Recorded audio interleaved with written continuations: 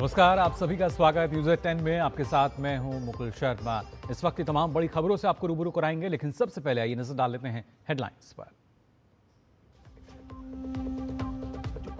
महिला आरक्षण बिल पर घिरा विपक्ष, नारी शक्ति के साथ विश्वासघात का आरोप। देश भर में एनडीए करेगा विरोध प्रदर्शन। संसद के विशेष सत्र का आज अंतिम दिन।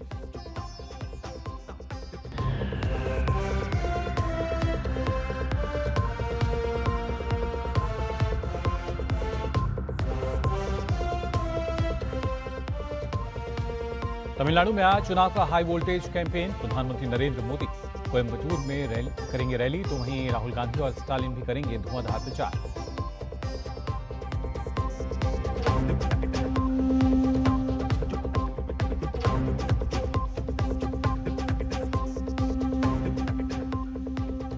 निर्वाचन आयोग का बड़ा फैसला। बंगाल में पोलिंग बूथ के आसपास होगी लक्ष्मण रेखा। 100 मीटर के घेरे में मतदाता के अलावा किसी को भी प्रवेश की अनुमति नहीं।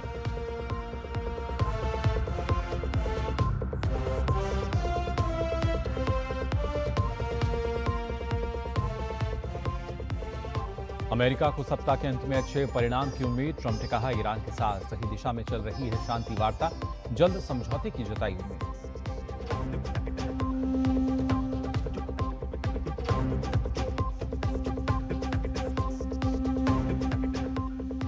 और आईपीएल में आज खेले जाएंगे 2 मैच। बेंगलुरु का सामना दिल्ली से, तो हैदराबाद के सामने होगी चेन्नई की चुनौती।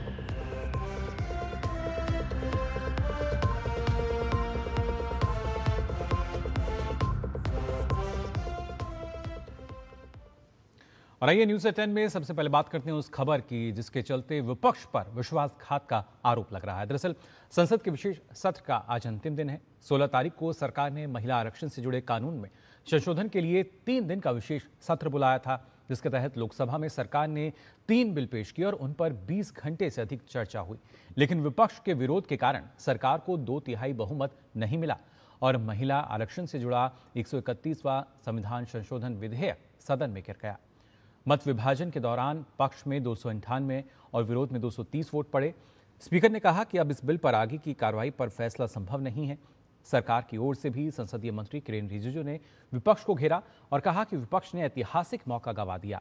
साथ ही ये भी संकल्प लिया कि महिलाओं को अधिकार देकर रहेंगे।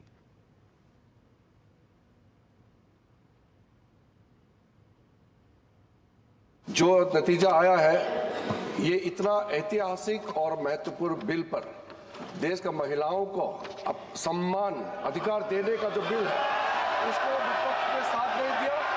बहुत खेद की बात है और इस ऐतिहासिक पल को आप अपना एक मौका था, आपने गंवाया है।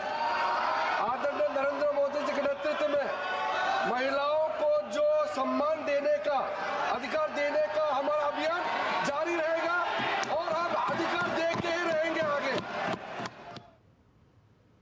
इस दौरान बीजेपी की महिला सांसदों का क्या कुछ कहना है, आइए सुनते हैं। हमने देखा कि बार बार इस तरह की बातें आई कि इसमें तकनीकी तौर पर विरोध कर रहे हैं, लेकिन अंततः फिर विपक्ष और कांग्रेस पार्टी ने साथ नहीं दिया। अगर लगाकर विपक्ष ने केवल और केवल बहानेबाजी करी और जब इस महिला आरक्षण का लागू करने का समय आया तो उन्होंने अपने हाथ खींच लिए। उन्होंने इस देश की मातृशक्ति के साथ विश्वासघात करा। आज विपक्ष ने जो किया है उसके लिए इस देश की आधी आबादी कभी उनको माफ नहीं करेगी। पिछले 3 दशक से महिलाओं के हक को छीना जा रहा था और इस देश के हमारे माननीय प्रधानमंत्री श्री नरेंद्र मोदी जी ने महिलाओं को उनका हक देने का काम किया है, जिसको इन लोगों ने छीनने का काम किया है। आज भी 33% आरक्षण के लिए आज देश की समस्त महिलाओं की निगाहें आज टिकी थी। वो उम्मीद भरी निगाहें जो आदरणीय मोदी जी ने इस बिल को लाया था और आज कांग्रेस के नेता ने, राहुल गांधी के नेतृत्व में विपक्ष ने देश की महिलाओं को अपमानित करने का काम किया, उनका अधिकार छीनने का काम किया है। बहुत आक्रोशित हैं बीजेपी की महिला सांसद। उनका कहना है कि जिस तरह से राहुल गांधी के नेतृत्व में कांग्रेस पार्टी और उनके सहयोगी दलों ने इस बिल को पारित होने नहीं दिया है, तो देश की महिलाएं उनको माफ नहीं करेंगी। शैलेंद्र मिश्र, डीडी न्यूज, संसद भवन परिसर। और आपको बता दें, पूरी बीजेपी अब आज से कांग्रेस समेत पूरे विपक्ष के खिलाफ प्रदर्शन की तैयारी में है। पार्टी अध्यक्ष नितिन नवीन ने विपक्ष पर इस दौरान कड़ा वार करते हुए उन्होंने कहा कि ये कानून इतिहास के पन्नों में स्वर्ण अक्षरों में दर्ज हो सकता था, लेकिन राहुल गांधी और Congress, DMK, TMC, Samajwadi party के एंटी वुमेन अलायंस ने देश की आधी आबादी के हक पर चोट की है।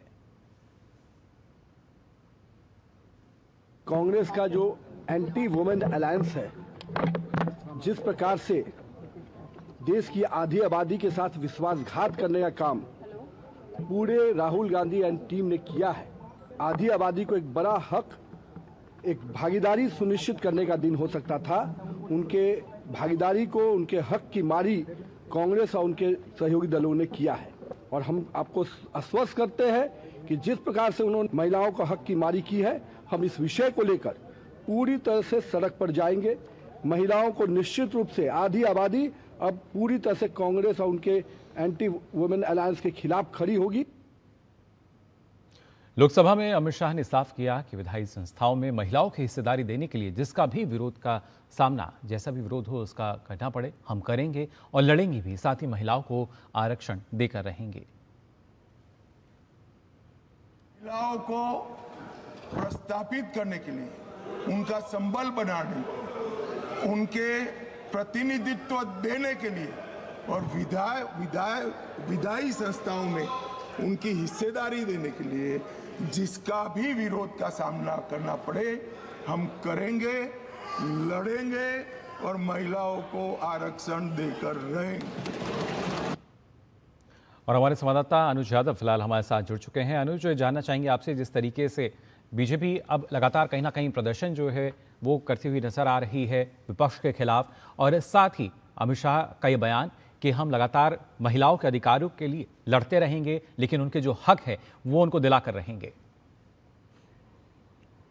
देखिए, बिल्कुल गृह मंत्री अमित शाह ने तो इस बात को कई बार कहा है और एक बार फिर से इस बात को दोहराया है कि महिलाओं का जो हक है, जो उनका अधिकार है और सम्मान है, उसके लिए बीजेपी पहले भी संघर्ष करती रही है, लड़ती रही है और उनके हकों को दिलाती भी रही है। लेकिन सबसे बड़ी बात यही है कि देश की पंचायत के अंदर जब कोई बड़ा फैसला करना होता है तो ऐसे में विपक्ष का जो दोहरा रुख देखने को मिल रहा है, तो निश्चित तौर पर एक जो बड़ी उम्मीदें और बड़े फैसले जो महिलाओं के लिए लेने के लिए जो केंद्र सरकार, मोदी सरकार फैसले लेने की जो योजनाएं बनाती है, कहीं ना कहीं वो उम्मीदें टूट जाती हैं। और ऐसा ही जो आरक्षण का ये विधेयक था, एक बहुत बड़ा कानून जो है सरकार लेकर आ रही थी, जिसमें चाहे देश की संसद हो, चाहे राज्य की विधानसभाएं हों, उनमें महिलाओं की एक बड़ी भूमिका देखने को मिलती है। और देखिए, महिलाओं के उत्थान के लिए, महिलाओं के सशक्तिकरण के लिए मोदी सरकार ने कितनी योजनाओं को लागू किया है।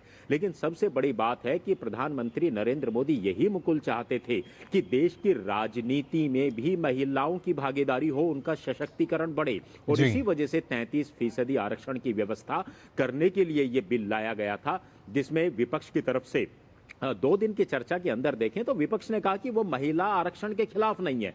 अगर महिला आरक्षण के खिलाफ मुकुल नहीं है तो कल समर्थन क्यों नहीं दिया, ये एक सबसे बड़ा सवाल। और यही लगातार बीजेपी और बड़े नेता पूछ रहे हैं, एनडीए के जो दूसरे दल हैं, कि ये दोहरा रुख आखिरकार विपक्षी दलों ने क्यों अपनाया, क्योंकि बहुत बड़ी उम्मीदें देश की आधी आबादी को, देश की महिलाओं की थी, और उन उम्मीदों को तोड़ने का काम विपक्ष ने किया है। तो कुल मिलाकर देश भर के अंदर मुकुल प्रदर्शन हो रहे हैं। और आज सबसे बड़ी खबर यही है कि आज राहुल गांधी जो विपक्ष के नेता हैं, उनके घर पर 4 बजे आज दिल्ली प्रदेश महिला मोर्चा की महिलाएं वहां पर प्रदर्शन करके अपनी नाराजगी को जाहिर करेंगी।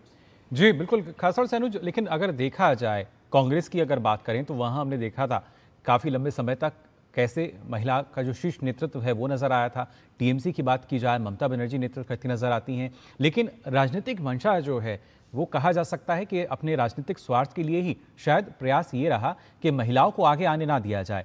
और पहले कुछ और कहा गया कि हम पूर्ण समर्थन करेंगे, लेकिन बाद में जब असली में उन्हें हम कह सकते हैं एक मौका उनके पास था तो वहां पर शायद उससे बचते हुए नजर आए। देखिए, सबसे बड़ी बात मुकुल यही है, और हम तो इस बात को देखते रहे हैं कि सत्ता पक्ष की तरफ से कल सदन के अंदर भी जो केंद्रीय संसदीय मंत्री हैं किरण रिजिजू, उन्होंने भी इस बात को कहा, और राजनाथ सिंह जो हैं उन्होंने भी बीच में हस्तक्षेप करते हुए ये बात कही थी। केंद्रीय गृह मंत्री अमित शाह ने भी इस बात को कहा कि नीति और नियत ये एक सबसे बड़ी बात है। किसी भी सरकार की और किसी भी नेता की नीति और नियत क्या है, उसको लागू करने के लिए उनकी नियत क्या है, ये एक सबसे बड़ी बात होनी चाहिए। महिला आरक्षण को लेकर कांग्रेस की जो बात है वो सड़कों पर तो दिखाई देती है, वो मीडिया के सामने बयानबाजी करते हैं तो वहां तो दिखाई देती है, और कहते हैं कि वो महिला आरक्षण के खिलाफ नहीं है, लागू होना चाहिए।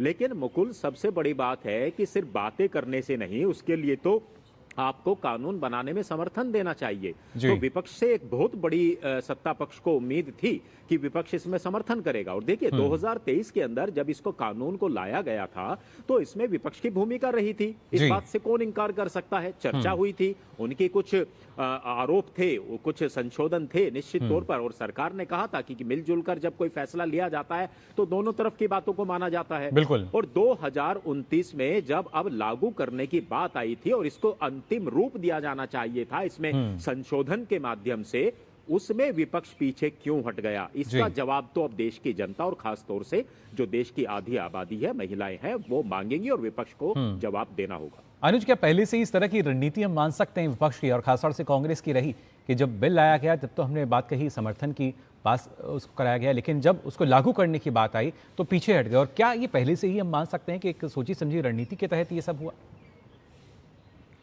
देखिए, उनका एक आरोप तो पहले से ही था और एक मांग भी हम कह सकते हैं पहले से ही थी कि परिसीमन को लेकर हम कहें तो उनको सबसे बड़ा सवाल था।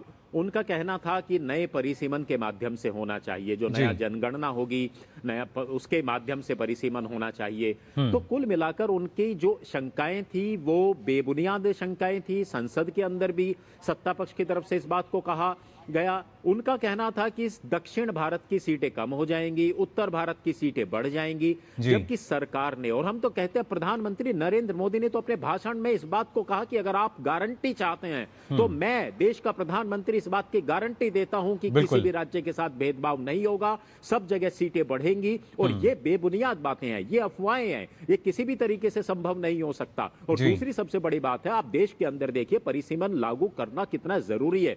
एक लोकसभा सीट के अंदर 27 से 28 लाख मतदाता आते हैं, और देश में ऐसी भी लोकसभाएं हैं जहां 3 से 4 लाख मतदाता आते हैं। ऐसे में कम से कम परिसीमन होगा तो सांसदों के ऊपर जो बड़ी बड़ी लोकसभाएं हैं उनका बोझ कम होगा, और जो लोगों की समस्याएं हैं, लोगों की जो योजनाएं हैं, उनको ठीक से लागू किया जाएगा। और सबसे बड़ी बात यह है कि महिलाओं की भागीदारी बढ़नी चाहिए। देश की राजनीति में महिलाओं की भागीदारी क्यों नहीं होनी चाहिए, जब महिलाओं की भागीदारी देश को विकसित करने में लगातार आगे बढ़ रही है। महिलाएं आगे लगातार बढ़ रही हैं। प्रशासनिक सेवाओं में देखिए आप, नए नए एंटरप्रेन्योरशिप हैं उसमें आप देखिए, तो महिलाओं की भागीदारी को अब नकारा नहीं जा सकता। और विपक्ष को इन बातों को सोचना और समझना होगा कि भविष्य की राजनीति अब ऐसे नहीं चलेगी जो पहले दशकों तक चलती आई है। जी बिल्कुल, और उसी वजह से और सम्मान देना होगा। जी, ना सिर्फ ये राजनीतिक विरोध प्रदर्शन बल्कि आधी आबादी की जो नाराजगी है उसका भी सामना विपक्ष को कहीं ना कहीं करना पड़ेगा, क्योंकि कथनी और करनी का जो अंतर है वो हमें यहाँ देखने को मिला। सरकार की नीति बेहतर रही, लेकिन विपक्ष की जो नीयत है वो खुलकर आधी आबादी बल्कि हम कह सकते हैं देश के सामने। फिलहाल बहुत बहुत शुक्रिया अनुज आपका हमारे साथ जुड़ने के लिए। तो इसी के साथ ही आपको बता दें न्यूज़ एट 10 में वक्त हो चला एक छोटे से ब्रेक का। जल्द हाजिर होते हैं, आप बने रहिए डीडी न्यूज़ पर। जरा सी हंसी दुलार जरा सा, जरा सी अनबन प्यार जरा सा,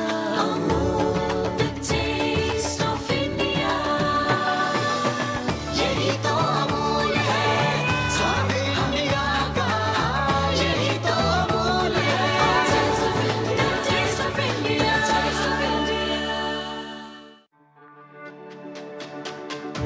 मेरी पसंद, मेरी पसंद,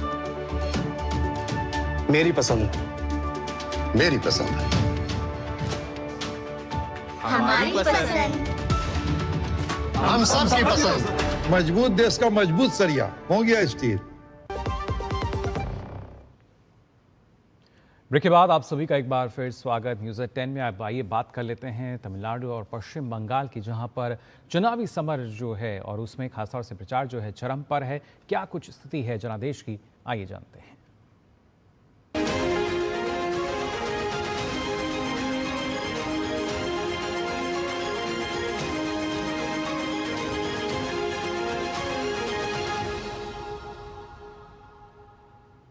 और जनादेश में आइए पहले बात करते हैं तमिलनाडु को लेकर। तमिलनाडु में आज आपको बता दें हाई वोल्टेज कैंपेनिंग जो है वो देखने को मिलेगी, जहां पर प्रधानमंत्री नरेंद्र मोदी आज कोयम्बटूर में एक विशाल जनसभा को संबोधित करेंगे।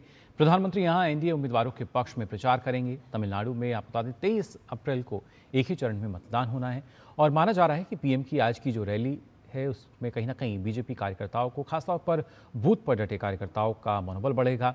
ये भी देखना होगा कि कल लोकसभा में महिला आरक्षण से जुड़ा संशोधन बिल गिरने के बाद क्या पीएम के चुनावी भाषण में इस बात का जिक्र होगा?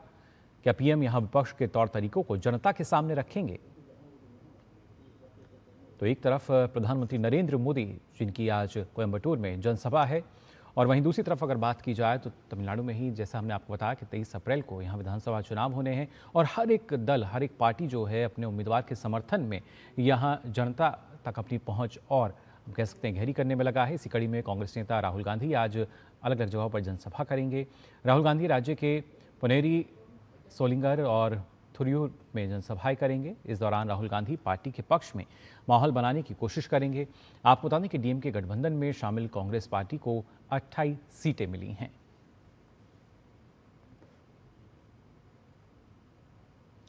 और वहीं तमिलनाडु के मुख्यमंत्री और कोलाथूर विधानसभा क्षेत्र से उम्मीदवार एमके स्टालिन ने भी मोर्चा संभाला हुआ है। कल तिरुपुर जिले के कांगयम में चुनाव प्रचार उन्होंने किया, जहां उन्होंने द्रमुक गठबंधन के उम्मीदवारों के लिए जनता से वोट मांगे। इस दौरान उन्होंने दावा किया कि आगामी विधानसभा चुनाव में उनकी पार्टी को भारी जन समर्थन मिल रहा है।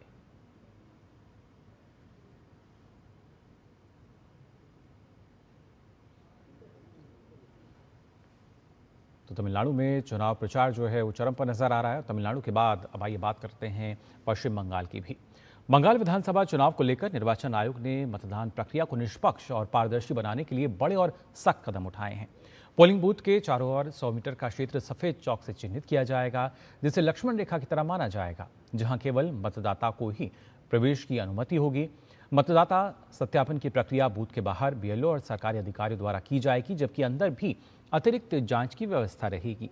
वोटर स्लिप वितरण को लेकर भी सख्ती बढ़ा दी गई है और घर घर जाकर स्लिप सीधे मतदाताओं को देने के निर्देश दिए गए हैं।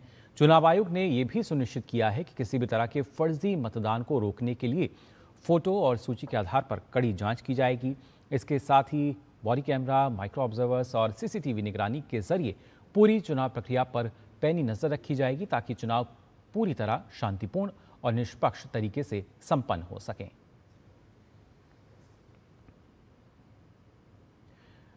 तो पश्चिम बंगाल की अगर बात की जाए, यहाँ पर लगातार हम देख पा रहे हैं किस तरीके से चुनाव आयोग जो है जीरो टॉलरेंस की नीति अपनाते हुए लगातार प्रयासरत है, किस तरीके से शांतिपूर्ण और निष्पक्ष रूप से चुनाव संपन्न हो सकते हैं।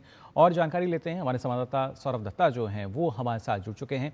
सौरभ, जानना चाहेंगे आपसे, जिस तरीके से अगर देखा जाए यहाँ एक नई कवायद जो है वो देखने को मिल रही है, जिससे न सिर्फ निष्पक्षता, पारदर्शिता जो है वो बढ़ती हुई नजर आएगी, बल्कि इसके साथ साथ अगर देखा जाए तो लगातार किस तरीके से चुनाव आयोग की जो कोशिशें हैं उनकी भी हम कह सकते हैं लगातार अगर देखा जाए तो उसके भी उदाहरण लगातार हमें देखने को मिले हैं यहाँ पर। मुगल, देखिए ये लक्ष्मण रेखा क्यों देना पड़ा? ये लक्ष्मण रेखा देना पड़ा क्योंकि पिछले जो चुनाव हुए हैं उसमें जो एलिगेशंस आते थे कि वोटर को बूथ तक पहुंचने ही नहीं दिया जाता, 100 मीटर से पहले ही दूरी से उनको धमकाया जाता था, डराया जाता था। अभी भी कुछ वीडियोस ऐसे सामने आ रहे हैं जहाँ पर दिखा रहे हैं कि अभी से घर घर जाकर और सभी इंसिडेंट में टीएमसी के वर्कर से ही आरोपी हैं, वो जाके धमका रहे हैं कि आप किस पे वोट डालेंगे वो हमें पता चल लग जाएगा, इस ऐप से लिंक है, हम जान जाएंगे आप किसको जाके वोट दे रहे हैं। तो ये जो सारी बातें आ रहे हैं, उन सारी इंसिडेंट पे तो कमीशन अपना कार्रवाई कर रहा है, लेकिन साथ ही साथ जब पोलिंग डे होगा उस दिन उन्होंने इस पूरे एरिया को एक सैंक्टिटी बनाने की कोशिश में है, और जिस सैंक्टिटी के तहत यहाँ पे देखा जा रहा है कि जैसे कि हम ग्राफिक्स इमेज के जरिए अपने दर्शकों को दिखा रहे हैं कि एक 100 मीटर का जो दायरा है उस दायरे में कोई और वोटर्स के अलावा कोई और ना आए, ये सुनिश्चित करने की चुनाव आयोग का कोशिश है। साथ ही साथ वोटर स्लिप जब डिस्ट्रीब्यूट हो रहा है वो काफी अहम है, क्योंकि मुकुल उसी वक्त और एक बार चुनाव आयोग को पता चलता है कि कौन कौन एब्सेंट है, कोई शिफ्टेड है या फिर वोटर्स, कोई मृतक वोटर है या नहीं। और अगर किसी को इन हैंड वो वोटर स्लिप नहीं दिया जा सका कि आप इन पर्सन कोई नहीं दे पाया, तो वो इंफॉर्मेशन प्रिसाइडिंग ऑफिसर के पास रहेगा और प्रिसाइडिंग ऑफिसर और एक बार जांच करेंगे उसको। जी और बिल्कुल। आपको बोल दूं कि ये सिर्फ कहने की बात नहीं है। कल 5 बीएलओ को सस्पेंड किया गया है मुकुल, 5 बीएलओ को, जिसमें उत्तर 24 परगना के 3 है और 2 है बीरभूम के। क्यों सस्पेंड हुए हैं? सस्पेंड हुए हैं क्योंकि ये टीएमसी के कैंपेन भी कर रहे थे और बीएलओ का काम भी कर रहे थे। यानी चुनाव आयोग की सख्ती जो है वो भी देखने को मिल रही है, और उसके साथ साथ एक महत्वपूर्ण पहल जो कि यहाँ पर की जा रही है, और साथ ही तकनीकी रूप से भी हम देखेंगे किस तरीके से लगातार निगरानी जो है चुनाव आयोग यहाँ रखता हुआ नजर आएगा। फिलहाल बहुत बहुत शुक्रिया आपका सौरभ, हमारे साथ जुड़ने के लिए। और आइए अब न्यूज़ 10 में आगे बढ़ते हैं, बात करते हैं चारधाम यात्रा को लेकर। उत्तराखंड में शुरू होने जा रही चारधाम यात्रा को लेकर जो तैयारी हैं उनको अंतिम रूप दिया जा रहा है। केदारनाथ यात्रा के लिए भी प्रशासन ने सभी इंतजाम पूरे कर लिए हैं। यात्रा को और भी ज़्यादा सुगम और सुरक्षित बनाने के लिए एक हाईटेक मॉनिटरिंग सिस्टम की मदद ली जा रही है। गौरीकुंड से केदारनाथ मंदिर तक पूरी यात्रा रूट पर कड़ी नज़र रखने के लिए खास कंट्रोल रूम बनाया गया है। निगरानी को मजबूत करने के लिए रूट पर 360 डिग्री कैमरे लगाए गए हैं। इसके अलावा केदारनाथ हाईवे और मंदिर कैंपस में लगभग 90 अतिरिक्त कैमरे लगाए गए हैं।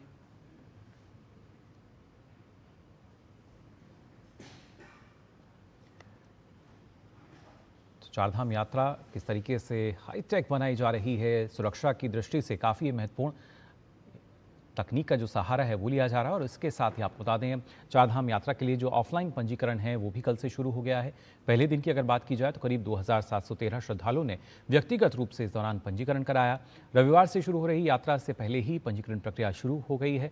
आधिकारिक आंकड़ों के अनुसार आपको बता दें, ऑफलाइन पंजीकरण केंद्रों पर यमुनोत्री के लिए 683, गंगोत्री के लिए 690 और केदारनाथ के लिए 667, जबकि बद्रीनाथ के लिए 673 तीर्थयात्रियों ने पंजीकरण कराया है। श्रद्धालु के लिए मौके पर पंजीकरण की सुविधा जो उपलब्ध कराने के लिए आप बता दें, विभिन्न ट्रांजिट पॉइंट्स पर भी जो टीमें हैं वो जा रही हैं। इस बीच 6 मार्च से शुरू हुई ऑनलाइन पंजीकरण प्रक्रिया भी अभी जारी है, जिसमें अब तक लगभग 18,23,000 श्रद्धालुओं ने डिजिटल रूप से पंजीकरण कराया है। आपको बता दें, अक्षय तृतीया के अवसर पर कल से तीर्थ यात्रा आधिकारिक रूप से शुरू होगी। और साथ ही आपको बात करते हैं हज यात्रा को लेकर। आज दिल्ली से हज 2026 के यात्रियों का पहला जत्था सऊदी अरब के मक्का के लिए रवाना हो रहा है। इसमें 371 यात्री अपनी यात्रा पर जा रहे हैं। प्रधानमंत्री नरेंद्र मोदी के नेतृत्व में कई सुविधाओं को यात्रियों के लिए बढ़ाया जा रहा है। इस बार आपको बता दें, यात्रियों की सुविधाओं और अनुभव को बेहतर बनाने के लिए स्मार्ट वॉच ऐप से निगरानी समेत कई अन्य अत्याधुनिक कदम भारत सरकार द्वारा उठाए गए हैं। इसके अलावा रियल टाइम मॉनिटरिंग और शिकायत सुलझाने के तरीकों को मजबूत करने, मेडिकल स्क्रीनिंग और स्वास्थ्य सुविधा में सुधार और सऊदी अरब में रहने और ट्रांसपोर्ट सर्विस के लिए बेहतर तालमेल जैसे कदम उठाए गए हैं। दिल्ली हज कमेटी की चेयरपर्सन कौसर जहां ने भी इस बारे में विस्तार से जानकारी दी। उन्होंने बताया कि सरकार ये पक्का करने की पूरी कोशिश कर रही है कि ये यात्रा जितनी हो सके उतनी आसान और सुखद हो।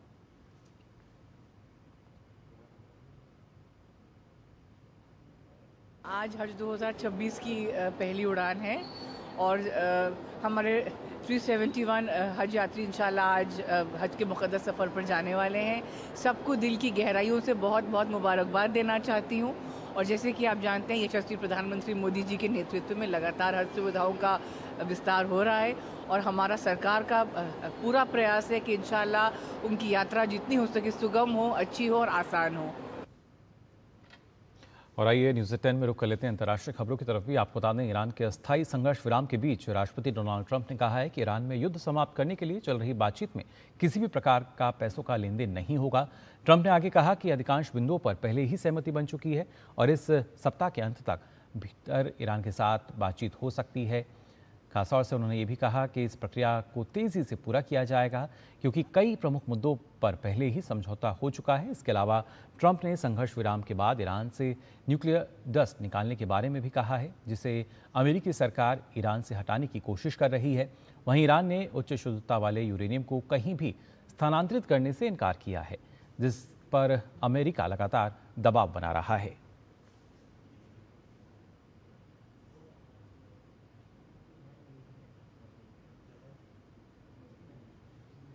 और आइए बात कर लेते हैं आईपीएल की भी, जहां पर आज रॉयल चैलेंजर्स बेंगलुरु का सामना दिल्ली कैपिटल से होगा।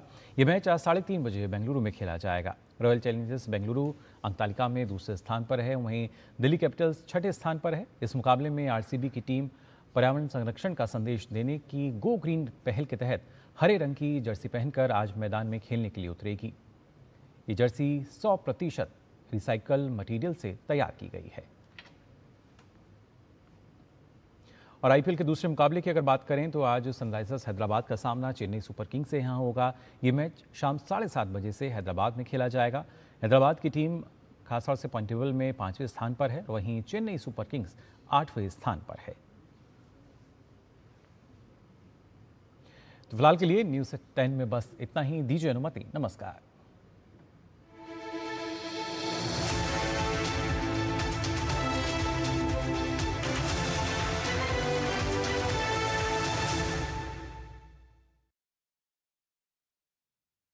वो सितारे जिनसे रोशन है हिंदू